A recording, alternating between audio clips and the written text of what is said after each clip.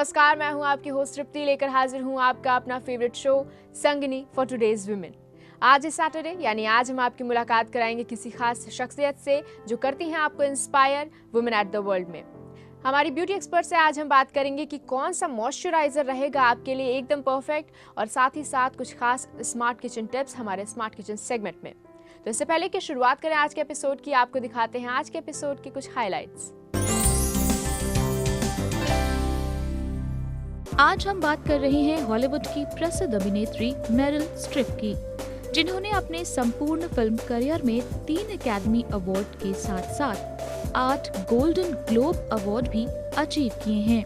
अब इतने ज़्यादा मार्केट में मॉइस्चराइज़र आ गए हैं, अवेयरनेस हो गई है, मेकअप के लिए लोग अवेयर हो गए हैं। अगर आप मॉइस्चराइज़र पे भी अगर मेकअप लगाते हो तो वो फिनिशिंग अलग होती है, अगर ऑयल पे लगाते हो तो वो आपका फिनिशिंग ही नहीं देगा। स्मार्ट किचन में आज हम आपके लिए लेकर आए हैं स्मार्ट क्लीनिंग आइडियाज, ताकि आपका किचन रहे साफ और सुंदर।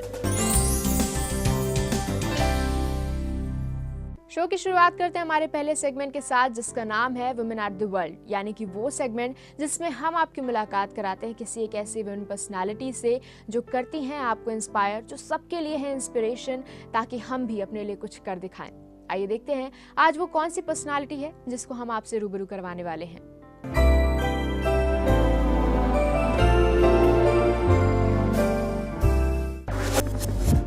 विश्व भर में अभिनेत्रियों की कोई कमी नहीं है, लेकिन उन्हीं में कुछ लोग ऐसे भी हैं जिन्होंने अपनी मेहनत के बल पर आज एक ऐसा मुकाम हासिल किया है जिसे पुरुष अभिनेता भी नहीं पा सकते हैं। आज हम बात कर रहे हैं हॉलीवुड की प्रसिद्ध अभिनेत्री मेरिल स्ट्रिप की, जिन्होंने अपने संपूर्ण फिल्म करियर में 3 अकेडमी अवार्ड के साथ साथ 8 गोल्डन ग्लोब अवार्ड भी अचीव किए हैं। सन 1977 में टेलीविजन के माध्यम से अपने करियर की शुरुआत करने वाली मेरिल स्ट्रिप आज भी सक्रिय हैं। 22 जून 1949 को न्यू जर्सी, अमेरिका में जन्म लेने वाली मेरिल की मां एक कमर्शियल आर्टिस्ट थी और उनके पिता एक फार्मा कंपनी में एग्जीक्यूटिव थे। हाई स्कूल में पढ़ने के दौरान मेरिल का झुकाव एक्टिंग की तरफ हुआ और वो थिएटर में सक्रिय हो गईं। उनके ड्रामा प्रोफेसर के मुताबिक मेरिल ने कभी अभिनय को सीखने की कोशिश नहीं की, ये गुण उनमें जन्म से ही था। येल स्कूल ऑफ ड्रामा में मास्टर्स की डिग्री पाने के दौरान उन्होंने अपनी कॉलेज फीस की भरपाई के लिए वेट्रेस के काम के साथ टाइपिंग का जॉब भी किया। अत्यंत कठिनाइयों का सामना करते हुए मेरिल ने 12 से अधिक स्टेज प्रोडक्शंस में भाग लिया। अपने काम करने के जुनून से मेरिल के पैर में अल्सर्स हो गए और उन्होंने मुख्य धारा की एक्टिंग को छोड़कर लॉ पढ़ने की ठान ली, लेकिन एक्टिंग से उनका नाता नहीं टूटा।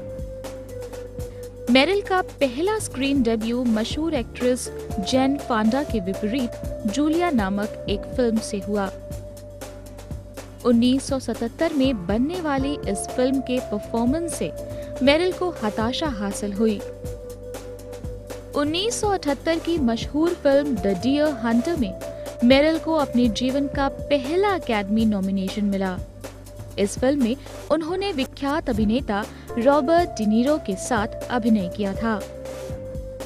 हॉलीवुड में एक अहम स्थान बनाने के बाद भी मेरिल ने अपने अचीवमेंट्स की कभी तारीफ नहीं की। उन्होंने हमेशा से यही कहा है कि वे लोगों को देखकर ही सीखने की कोशिश करती हैं। मेरिल ने अपनी आर्थिक समस्या के दिनों से सबक लेते हुए एक्टिंग की फील्ड में नए आने वालों के लिए स्कॉलरशिप की घोषणा की है, ताकि उनकी तरह और किसी को आर्थिक कठिनाई का सामना न करना पड़े। अपने सुमधुर स्वभाव और मानवतावादी रवैये से मेरिल स्ट्रिप को अमेरिकी प्रेसिडेंट बराक ओबामा की पसंदीदा एक्ट्रेस की लिस्ट में शामिल किया गया है।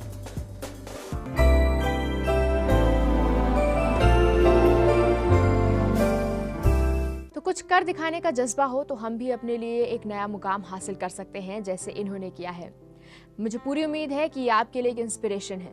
इसी के साथ आपको बताना चाहूँगी कि अगर आपकी भी हैं कुछ प्रॉब्लम्स या शो से जुड़े फीडबैक आप हम तक पहुँचाना चाहती हैं तो ज़रूर भेजिए। आप हमारी ईमेल आईडी नोट कीजिए। हमारी ईमेल आईडी है sangini@etv.co.in, या फिर आप हमसे हमारे फेसबुक पेज पर भी जुड़ सकती हैं। हमारी फेसबुक आईडी है facebook/etv संगिनी। यहाँ वक्त है छोटे से ब्रेक का। ब्रेक के बाद जब वापस लौटेंगे तो बात करेंगे हमारी ब्यूटी प्रोडक्ट एक्सपर्ट से कि कौन सा मॉइस्चराइजर हमारे फेस के लिए रहता है एकदम परफेक्ट। तो मिलते हैं एक छोटे से ब्रेक के बाद, कहीं मत जाइएगा। Keep watching Sangini for today's women. अब इतने ज़्यादा मार्केट में मॉइस्चराइज़र आ गए हैं, अवेयरनेस हो गई है, मेकअप के लिए लोग अवेयर हो गए हैं। अगर आप मॉइस्चराइज़र पे भी अगर मेकअप लगाते हो तो वो फिनिशिंग अलग होती है। अगर ऑयल पे लगाते हो तो वो आपका फिनिशिंग ही नहीं देगा।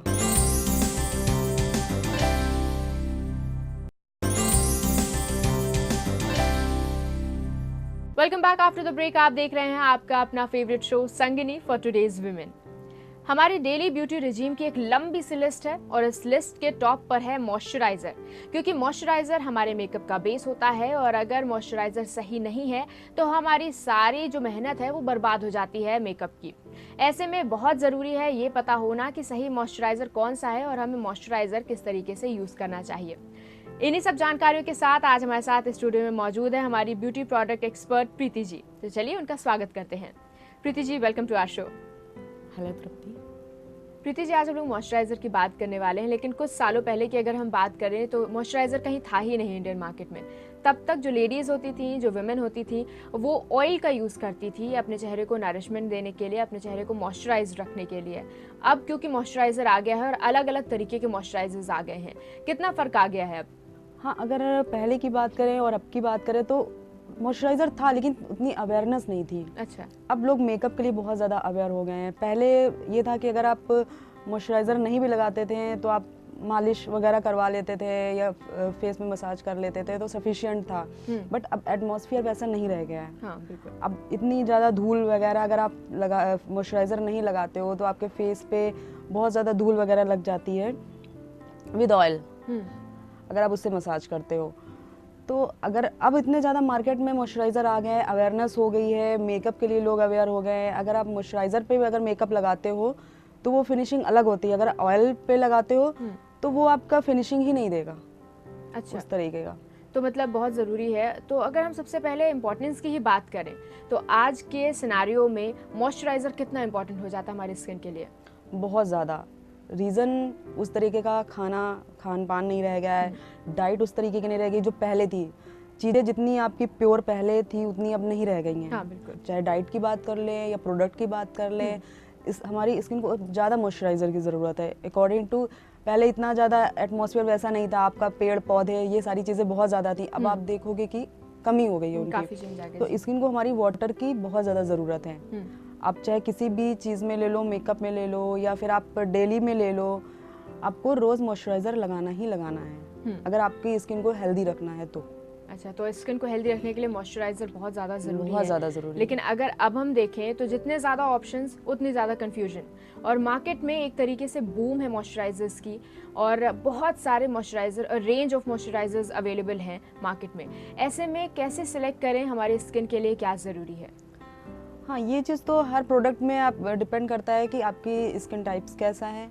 डिपेंड करता है आप कौन सा मॉइस्चराइज़र चूज़ कर रहे हो। अगर आपने गलत मॉइस्चराइज़र अकॉर्डिंग टू स्किन नहीं लिया, गलत ले लिया आपने मॉइस्चराइज़र, तो आपको गलत ही रिजल्ट देगा। ओके। एक्ने है तो आपने अगर क्रीम बेस्ड मॉइस्चराइज़र लगा लिया तो वो एक्ने और ज़्यादा बढ़ जाएगा। ड्राई स्किन है, आपने वाटर बेस्ड मॉइस्चराइज़र लिया तो उतना अच्छा रिजल्ट नहीं देगा, उसमें आपको क्रीम बेस्ड लगाना है। अच्छा। तो ये चीज़ बहुत ध्यान में रखनी होती है कि आपकी स्किन का टाइप कैसा है, उसके अकॉर्डिंग आप लगाएं। अगर आप नहीं समझ में आ रहा आप कौन सा लेना है आपको मॉइस्चराइज़र, आप सैलून में जाके सिलेक्ट कर सकते हैं। आप ब्यूटिशियन से एडवाइस ले सकते हैं कि हमारी स्किन के लिए कौन सा मॉइस्चराइज़र सही रहेगा, तो आपको वो गाइड कर देंगे। अच्छा प्रीति जी, जैसा कि हमने हर प्रोडक्ट के बारे में बात की है और हर प्रोडक्ट की क्वालिटी के बारे में एक बहुत हम लोगों ने डिटेल बात की है। अगर मॉइस्चराइज़र की बात करें, क्योंकि ये एक बहुत इंटीग्रल पार्ट है हमारे डेली रिजीम का, उसमें कितना इंपॉर्टेंट हो जाता है कि हम क्वालिटी बेस्ड ही मॉइस्चराइज़र चुनें? बहुत ज़्यादा, क्योंकि आप चाहे हेयर की ले लो, आप चाहे स्किन का ले लो, आँखों का ले लो, इसके पहले भी हमने कई टॉपिक्स पे बात की, उसमें भी हमने क्वालिटी को ध्यान में रखा है। तो क्वालिटी तो बहुत ही ज़्यादा इम्पोर्टेंट है। मॉइस्चराइज़र में भी अगर आप लगा रहे हो, अगर क्वालिटी का नहीं है तो वो रिजल्ट ही आपको नहीं देगा। बहुत सस्ता आपने लगा लिया, क्वालिटी अच्छी नहीं है, एक तो रिजल्ट नहीं देगा, सेकंड थिंग कि आपको नुकसान भी करेगा कहीं ना कहीं। अच्छा, तो आप अगर लगा ही रहे हो तो अच्छी क्वालिटी का लगाओगे, जिस पर्पज़ से आप लगा रहे हो तो वो पर्पज़ आपका सॉल्व होगा अगर क्वालिटी बेस्ड है तो मतलब क्वालिटी कहीं ना कहीं इसमें भी बहुत ज़्यादा इम्पैक्ट देती है। अच्छा, अगर हम बात करें एज की, तो क्या मॉइस्चराइज़र एज स्पेसिफिक होते हैं? क्या एक एज के बाद या एक एज से पहले हम मॉइस्चराइज़र नहीं यूज़ कर सकते या उसी के बाद यूज़ करना चाहिए? देखिए, मॉइस्चराइज़र एक ऐसी चीज़ है आप किसी भी एज में यूज कर सकते हैं। लाइक अगर चाइल्ड है, वो 6 मंथ्स है या 1 ईयर है, वो भी यूज़ कर सकता है। आप टीनेजर्स हो, आप भी यूज़ कर सकते हो। बट एक एज आती है, उसके बाद तो आपको यूज़ करना ही करना है अगर आपको अपनी स्किन को सॉफ्ट, नरिशिंग, हर एज को ज़रूरी होता है। आप चाइल्ड एज में हो तो भी आपको ज़रूरी है, टीनेजर हो तब भी आपको ज़रूरी है। बट एक एज ऐसी होती है कि आपको वहाँ पे नरिशमेंट के लिए, सॉफ्टनेस के लिए, आपकी स्किन को हेल्दी रखने के लिए मॉइस्चराइज़र ज़रूरी है। लाइक आप आफ्टर 25, अगर हम कह सकते हैं आफ्टर 25 आपको मॉइस्चराइज़र की ज़रूरत पड़ने लगती है। आपको डेली मॉइस्चराइज़र लगाना ही लगाना है। जैसे कि हमारी बॉडी के लिए पानी पीना ज़रूरी है, हेयर के लिए शैम्पू ज़रूरी है, वैसे ही हमारी स्किन के लिए मॉइस्चराइज़र भी ज़रूरी है। ये लोगों में इतनी अवेयरनेस नहीं है। अच्छा, वो क्या विंटर में तो लगा लिया उन्होंने, बट ऐसे वो भी रेगुलर कभी लगाया कभी नहीं लगाया, इतनी इम्पोर्टेंस नहीं देते हैं। बट उनको ये नहीं पता रहता है कि बॉडी को पानी की ज़रूरत होती है। आप पानी तो पीते हो, बट एक सॉफ्टनेस के लिए अगर आप चाहते हो नरिश करे स्किन आपकी, तो उसके लिए आपको मॉइस्चराइज़र लगाना ही लगाना है। अच्छा। एटलीस्ट नाइट में तो ज़रूर लगाएं। प्रीति जी, जैसा कि अभी आपने खुद ही कहा कि हम विंटर्स में तो मॉइस्चराइज़र के लिए रहते हैं कि मॉइस्चराइज़र लगाना है, लेकिन और बाकी सीजन्स में हम उसको अवॉइड कर जाते हैं या उस पर ध्यान ही नहीं देते हैं। तो क्या ये सीजनल होता है कि हमें सिर्फ विंटर्स में लगाना ज़रूरी होता है, समर्स में हम अवॉइड कर सकते हैं, या सारे सीजन्स में हमें मॉइस्चराइज़र की ज़रूरत होती है? हाँ, ये एक इम्पॉर्टेंट क्वेश्चन है। लोगों में इतना नहीं पता है कि हमें हर सीज़न में लगाना चाहिए। अच्छा। मॉइस्चराइज़र भी एक इम्पॉर्टेंट प्रोडक्ट है हमारी बॉडी के लिए, जैसे बालों के लिए, आँखों के लिए, वैसे ही आपके लिप्स के लिए। बट जो हमारी बॉडी का अगर आपको स्किन पे ध्यान देना है, हेल्दी रखना है, तो मॉइस्चराइज़र आपको हर सीज़न में लगाना है। लोगों में ये रहता है कि विंटर में लगा लिया, ड्राइनेस है, चलो मॉइस्चराइज़र लगा लें या कोल्ड क्रीम लगा लें। बट समर में एंड आपका प्रॉब्लम ये होती है कि हम सोचते कि अब पसीना बह रहा है, मॉइस्चराइज़र नहीं लगाएंगे, बहुत ज़्यादा स्किन वैसी है। बट अब तो समर वाले भी मॉइस्चराइज़र आने लगे हैं, वाटर बेस्ड मॉइस्चराइज़र आने लगे हैं। तो हमें एटलीस्ट 2 टाइम्स तो मॉइस्चराइज़र, चाहे समर हो विंटर हो, लगाना ही लगाना चाहिए इन एनी सीजन। जी प्रीति जी, एक और यहाँ पर इशू देखने को मिलता है। आमतौर पे जो महिलाएं हैं वो मॉइस्चराइज़र और क्रीम में कंफ्यूज हो जाती हैं। उनको लगता है कि अगर हम क्रीम लगा रहे हैं तो वो मॉइस्चराइज़र का ही काम कर रहा है, और नॉर्मली वो मॉइस्चराइज़र की जगह ही क्रीम को रिप्लेस कर देती हैं। क्या ये करना सही है? क्या दोनों का यूज़ एक ही है, पर्पज़ एक ही है? पर्पज़ तो दोनों का एक ही है, बट क्रीम आप हमेशा नहीं लगा सकते हो। कोल्ड क्रीम आप समर में नहीं लगा सकते हैं। मॉइस्चराइज़र एक ऐसी चीज़ है कि आप समर में भी लगा सकते हैं, आप विंटर में भी लगा सकते हैं, और प्लस मॉइस्चराइज़र लाइट होता है। अच्छा। कंपेरिजन ऑफ क्रीम लाइट होता है, थिन होता है। क्रीम आपकी थिक होती है। आप अगर क्रीम लगाते हैं, उसके बाद में कुछ अगर आप एक्स्ट्रा कोई फेयरनेस क्रीम या फाउंडेशन कुछ भी लगाते हैं, उतनी अच्छी फिनिशिंग नहीं आती है। क्योंकि मॉइस्चराइज़र में थिकनेस थिन होने की वजह से और क्रीम में थिकनेस होने की वजह से फ़र्क आ जाता है। और एक और जो हमें देखने को मिलता है कि बॉडी मॉइस्चराइज़र जो होता है और फेस मॉइस्चराइज़र, क्या ये दोनों अलग अलग चीज़ें हैं, या हम बॉडी मॉइस्चराइज़र को फेस मॉइस्चराइज़र के तरीके से भी यूज़ कर सकते हैं? हाँ, बिल्कुल कर सकते हैं, क्योंकि आफ्टर ऑल आप नरिशमेंट के लिए ही दोनों ही चीज़ें हैं। बट वो बस ये है कि आपका स्पेशली फेस के लिए होता है। बॉडी मीन्स आप फुल बॉडी पे लगा सकते हो, ऐसा कुछ नहीं है, आप लगा सकते हो। प्रीति जी, हम सब जानते हैं कि मॉइस्चराइज़र बहुत ज़रूरी है हमारे स्किन के लिए, लेकिन क्यों ज़रूरी हो जाता है मॉइस्चराइज़र इतना, और किस तरीके से हमें सही सिलेक्शन करना चाहिए ताकि हमारे स्किन पर कोई हार्मफुल इफेक्ट न दे मॉइस्चराइज़र? इससे जुड़ी इतनी वैल्यूएबल जानकारी आपने दी, आपका बहुत बहुत शुक्रिया। Thank you. तो मॉइस्चराइज़र हमारे स्किन की डेली नीड है, और ऐसे में ये जानना बेहद ज़रूरी हो जाता है कि कौन सा मॉइस्चराइज़र हमारी स्किन के लिए सही है और कौन सा नहीं। और आज हमारी ब्यूटी प्रोडक्ट एक्सपर्ट ने हमें यही जानकारियाँ दी, और हमें पूरी उम्मीद है कि ये जानकारियाँ आपके लिए बहुत वैल्यूएबल हैं, आपको बहुत पसंद आई होंगी और आप भी इनको ज़रूर आजमाएंगी। इसी के साथ एक बार फिर से आपको याद दिलाना चाहूंगी कि अगर आपकी भी हैं कुछ क्वेरीज, कोई भी प्रॉब्लम या शो से जुड़े सुझाव आप हम तक पहुंचाना चाहती हैं तो ज़रूर भेजिए। आप हमें ईमेल कर सकती हैं। हमारी ईमेल आईडी है sangini@etv.co.in, या फिर आप हमसे फेसबुक पर भी जुड़ सकती हैं। हमारी फेसबुक आईडी है facebook.com/etv संगिनी। यहाँ पर फिर वक्त हो चला एक छोटे से ब्रेक का। ब्रेक से वापस लौटेंगे तो आपको बताएंगे कुछ खास किचन टिप्स हमारे स्मार्ट किचन सेगमेंट में। तो मिलते हैं एक छोटे से ब्रेक के बाद। स्मार्ट किचन में आज हम आपके लिए लेकर आए हैं स्मार्ट क्लीनिंग आइडियाज, ताकि आपका किचन रहे साफ और सुंदर।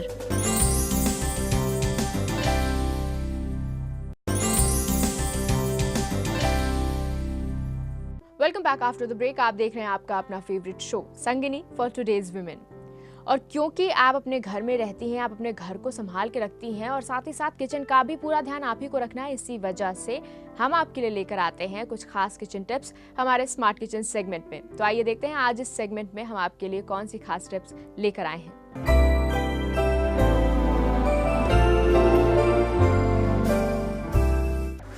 रोजाना किचन में काम करते करते आप कुछ न कुछ परेशानियों का सामना जरूर करती होंगी, जैसे कि सिंक का जाम हो जाना, गंदे टाइल्स या फिर ओवन को साफ करना।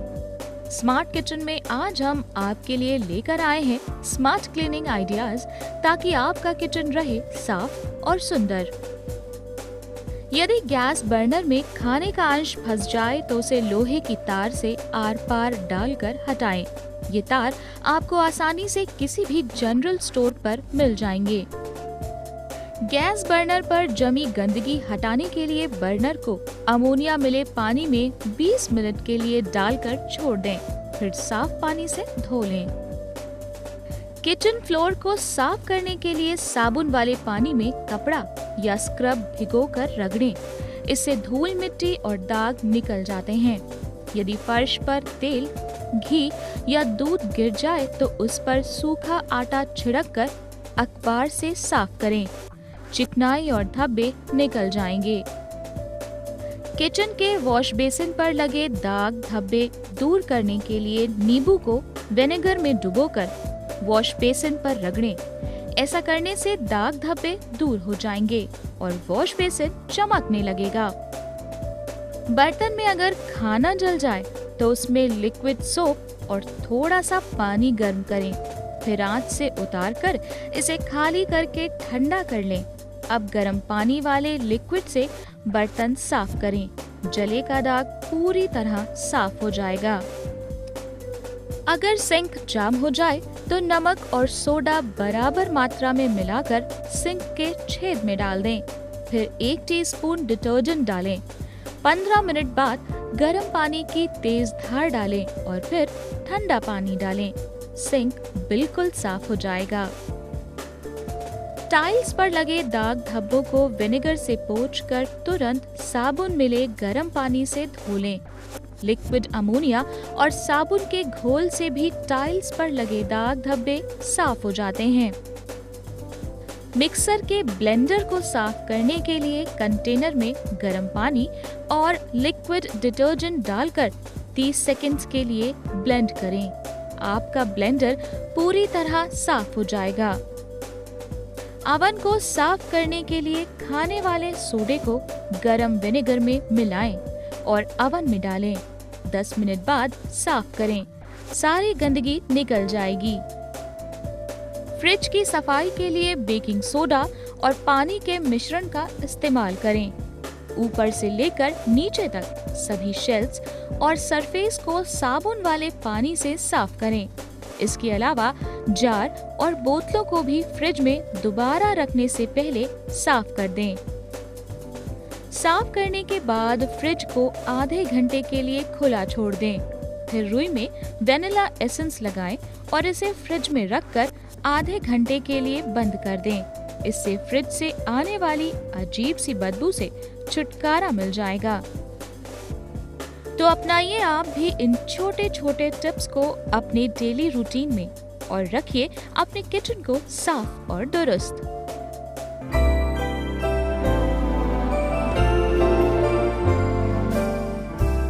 तो ये थे हमारे आज के स्मार्ट किचन सेगमेंट की कुछ खास टिप्स। पूरी उम्मीद करते हैं कि आपको बहुत पसंद आई होंगी और आप भी इनको ज़रूर आजमाएंगी। इसी के साथ एक बार फिर से आपको याद दिलाना चाहेंगे कि अगर आपकी भी हैं कुछ प्रॉब्लम्स, कोई भी क्वेरी या फिर आप हमारे शो से जुड़े फीडबैक हम तक पहुंचाना चाहती हैं तो ज़रूर भेजिए। हमें आपके फीडबैक्स का बहुत इंतज़ार होता है ताकि हम अपने आप को और भी ज़्यादा इम्प्रूव कर सकें। तो आप हमें ईमेल कर सकती हैं। हमारी ईमेल आईडी है sangini@etv.co.in, या फिर आप हमसे फेसबुक पेज पर भी जुड़ सकती हैं। हमारी फेसबुक आईडी नोट कीजिए, facebook/etv संगिनी।